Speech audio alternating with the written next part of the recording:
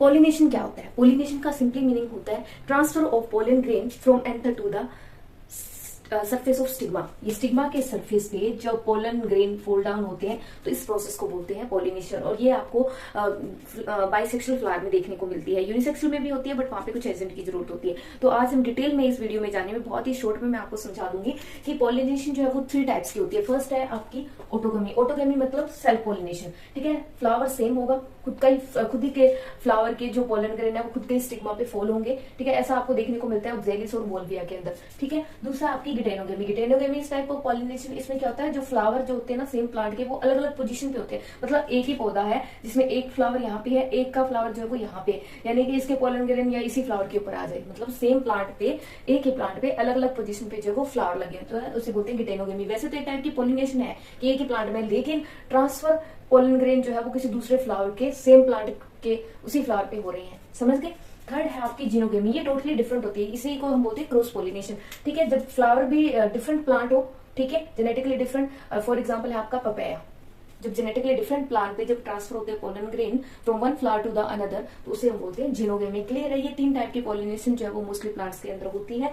उसके बाद में हम बात करते हैं कि इन पॉलिनेशन को कुछ एक प्लांट्स के अंदर जो है पॉलिनेशन करवाने के लिए ऐसे ही नहीं होती, विंड और वाटर से नहीं होती, वो 2 तरीके से होती है। उनको हम एजेंट्स बोलते हैं जो पॉलिनेशन में हेल्प करते हैं। वो है आपके, एक तो है बायोटिक एजेंट, दूसरे एबायोटिक। बायोटिक का मतलब लाइफ, जो लिविंग ऑर्गेनिजम्स होते हैं वो अगर हेल्प करते हैं प्लांट को पॉलिनेशन करवाने में तो उनको बोलते हैं बायोटिक। जिसमें मोस्टली आपकी हेल्प करती है आपकी बी, हनी भी आपकी हेल्प करती है। वैसे तो बहुत से, जैसे कैटरपिलर भी हो गया, इंसेक्ट्स भी होगी, बहुत से इंसेक्ट है, ठीक है, बटरफ्लाई भी होगी, तो ये सभी जो है वो हेल्प करती है पॉलिनेशन में। बट मोस्टली जो करती है ना मैक्सिमम प्लांट में जिसकी हेल्प से पॉलिनेशन होता है वो डोमिनेट करती है, वो है बी, ठीक है। दूसरा आपका एबायोटिक, मतलब जिसमें लाइफ एब्सेंट हो। दैट मीन्स वो क्या हो सकता है, कोई भी आपका एबायोटिक फैक्टर इन्वायरमेंट का विंड या वाटर हो सकता है। अगर विंड की हेल्प से पॉलिनेशन होती है तो ये ध्यान रखा जाता है कि उस प्लांट में, उन्हीं प्लांट के अंदर विंड की हेल्प से पॉलिनेशन होती है जो जिनका जो पॉलन है वो हल्का हो, ठीक है। दूसरी ये बात ध्यान दी जाती है कि उसमें जो स्टेमन हो वो एक्सपोज्ड हो, तभी उसमें से पोलन ग्रेन जो है वो हवा की वजह से उड़ के एक जगह से दूसरी जगह जाएंगे। तीसरा ध्यान देखा जाता है कि वो स्टिकी नेचर का हो, ताकि कहीं पे भी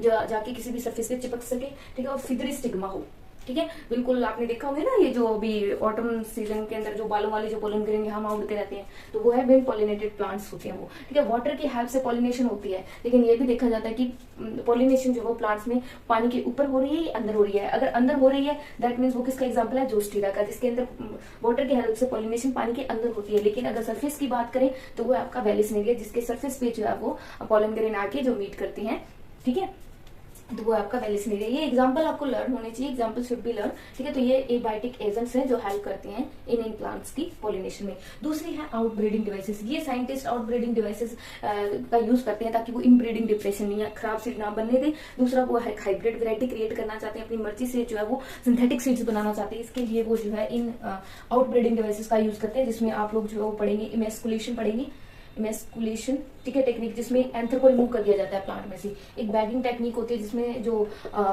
जैसे एंथर रिमूव कर दिया जाता है तो बाद में जो ओवरी है, ताकि उस पर कोई भी आलतू फालतू जो है वो पोलन ग्रेन आके ना चिपके, हवा वाले पोलन ग्रेन आके ना स्टिक करे, है ना। तो उस सरफेस को बचाने के लिए वहां पे पॉलीथीन बैग लगा दिया जाता है, मतलब यहाँ पे पॉलीथीन से कवर कर देते हैं, तो उसे हम बैगिंग बोल देते हैं। जब इस एंथर को रिमूव करते हैं तो उसको हम इमेस्कुलेशन, ये टेक्निक जो है वो साइंटिस्ट ने यूज की थी टू मेक हाइब्रिड प्लांट बनाने के लिए, ठीक है, और हाइब्रिड वैरायटी क्रिएट करने के लिए। इसके लिए उन्होंने क्या यूज किया, प्रोडक्शन यूनिसेक्सुअल फ्लावर लिया उन्होंने, ठीक है। मतलब बाइसेक्सुअल में थोड़ी डिफिकल्टी आती है क्योंकि सिंक्रोनी होती है वहां पे, सेम टाइम पे स्टिग्मा और एंथर मैच्योर होकर पॉलिनेशन करवा देते हैं। यहाँ पे हमने सेल्फ पॉलिनेशन को रोकने के लिए ये डिवाइसेस का यूज किया जाता है।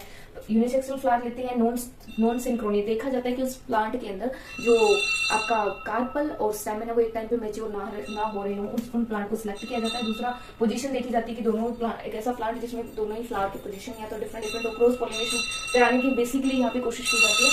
और फोर्थ आपका इनकॉम्पेटेबिलिटी, मतलब दोनों ही इनकॉम्पेटेबल होंगे, तो दैट मीन्स वहाँ पे सेल्फ क्रॉस पॉलिनेशन के चांसेस कम हो जाते हैं।